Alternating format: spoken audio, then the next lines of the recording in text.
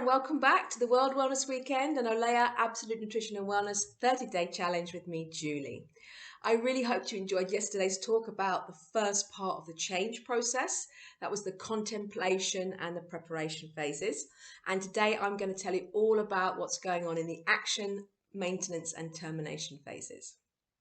So in the action phase, you'll be building momentum, knowledge, and also self-confidence, which will be actually helping you to getting you to spur you on. And in this stage, all those small hits we talked about, taking the baby steps to make the changes, will have made a huge difference. So you just have to keep going. Now, your external support structure is going to be really important here to help you stay committed. Basically also to acknowledge your progress and help keep you accountable. Now, you may encounter situations that really trigger old unhealthy behaviors that can risk derailing you too in this phase. So watch out for those. So I would suggest that you try focusing consciously on substituting your old ways by looking for environments, situations and people who actually support your healthy vision.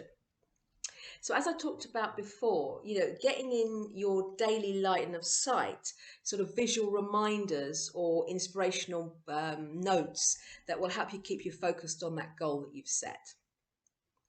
Now, action is an ongoing process. So remember, you're not aiming for 100%.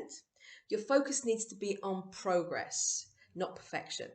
So keep the positive momentum going, celebrate your successes and basically try to tackle any new obstacles as they come along.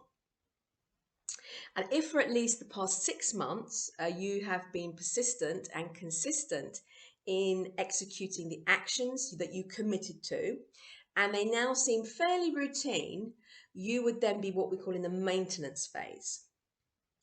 Now you'll be feeling more confident and you will have gained new skills. Even though the risk of lapse is much lower, there could still be the possibility of a relapse, perhaps due to a stressful situation or a crisis or something like that. So I think at that point, the only thing to say is that the only mistake that you'd be making there would be to actually give up on your capacity to change. So when you've been on the maintenance path for 2 years or more and you've kept going and you've successfully dealt with any of the stresses and setbacks and you've got those new strengths and skills, you'll have reached a point where you can't really imagine ever going back to the way things were before. So your behavior change is completely now integrated into your life. And the temptation to go back to your former unsupportive behavior, that's gone. And this is also the time to build on those initial changes and adding new, bigger, wider goals and achieving even more success. So I hope that's given you inspiration, and I'll see you again tomorrow.